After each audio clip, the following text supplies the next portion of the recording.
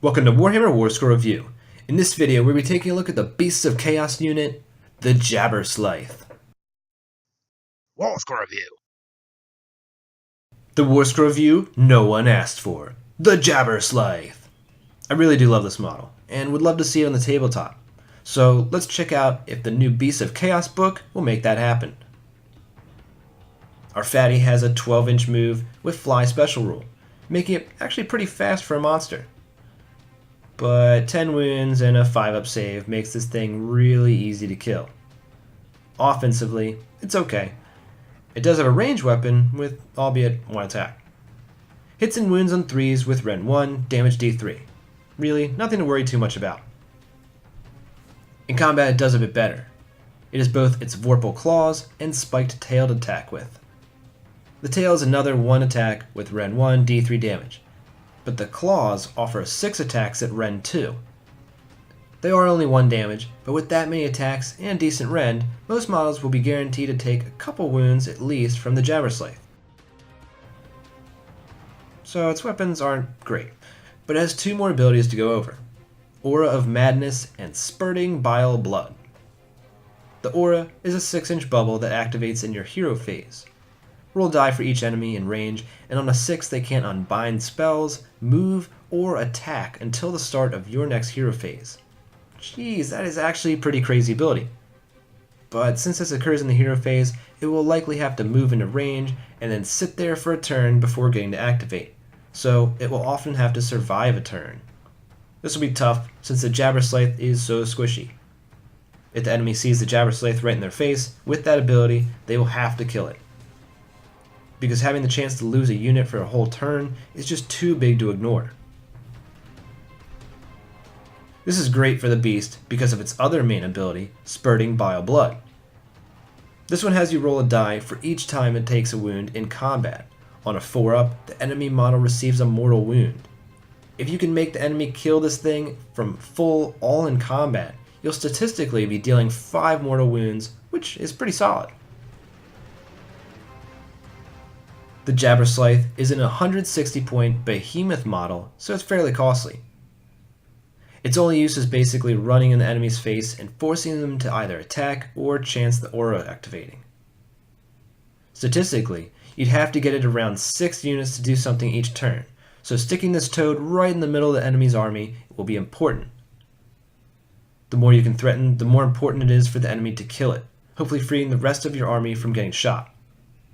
If the enemy doesn't have much shooting attacks in their army, they will have to charge it and take the mortal wounds. So for you, losing the Jabberslythe is basically the goal. Be aware that since it's only 6-inch range, the enemy could probably pretty easily move out of range. So be sure to position the toad to force them to split support character buffs or move shooting units in awkward positions to avoid the Aura of Madness. Don't forget its attacks in all this, because if it charges in, it could put a small dent in a lightly armored unit, and then let them take mortal wounds fighting back. The models can be summoned for 8 primordial call points, which means you'll effectively have to wait until around 3rd turn to summon the beast in. And then on 4th turn, it can move in range. And then 5th turn, activate. So you can see, unless the enemy is coming to you, it will be pretty easy to have nothing to do with this model if you wait to summon it in. Next, we're on to synergies, and with the new Beasts of Chaos battletome, I was hoping to find lots. But really, there aren't a lot of great synergies for the poor Jabberslythe. Most of the augments in this book are geared towards Bray Herds, Thunderscorn, and War Herds. Which makes sense, but leaves a few of the mini factions in this tome a bit unsupported. It's okay though, since we just have to shove our stupid ugly toad creature in the enemy's face. It really doesn't matter too much what its stats do. Nonetheless, the model makes great use of the generic command ability at the double. Running an automatic 6 inches makes this beast fly pretty fast at 18 inches. In addition, 2 of the Great Phrase will be helpful for the Jabberslythe. The All Herds unique command trait would allow the beast to reroll charge rolls within 18 inches of the bearer, making it even more likely to get the Jabber in combat, forcing the enemy to take mortal wounds. The other important Great Fray is the Dark Walkers. This one's command trait adds 1 to run rolls for the included Jabberslythe when within 12 inches of the general, making the beast's maximum movement 19 inches. In addition, the command ability wouldn't be too bad a fit. If running or charging won't get the Jabberslythe close enough to the enemy, you can use the Deadwalker's command ability to remove the model and place it at the end of the movement phase over 9 inches from the enemy. Use this first turn to just chuck the slimy toad toward the opponent. Also, the Brayherd spells would have a mild effect over the Jabberslythe's combat abilities. Wild Rampage allows the model to reroll wound rolls, but makes the toad -1 to save.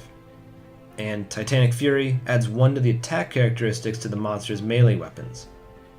Both of these spells would make the monster a bit better in combat, but in the end are probably better placed on another target.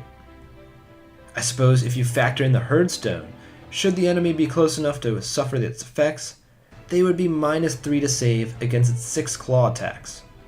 Most targets won't be able to save from that at all, and would be taking straight damage. On one hand, it stinks the Jabberslythe doesn't have many augments from the Beasts of Chaos book, but on the other, it just means the model works as an ally or in a Chaos Grain alliance almost the same way. The Jabberslythe receives a 3 out of 5. Only barely does our slimy monster squeak by. But throwing one in your army isn't that expensive and serves as a decent distraction or few mortal wounds. Plus, if you ever activate the Aura of Madness and a unit is debilitated for a whole turn, it could be a huge deal. What do you think of the Jabberslythe? What War Scrolls would you like to see reviewed next? Leave your thoughts, questions, and suggestions in the comments below, and thanks for watching.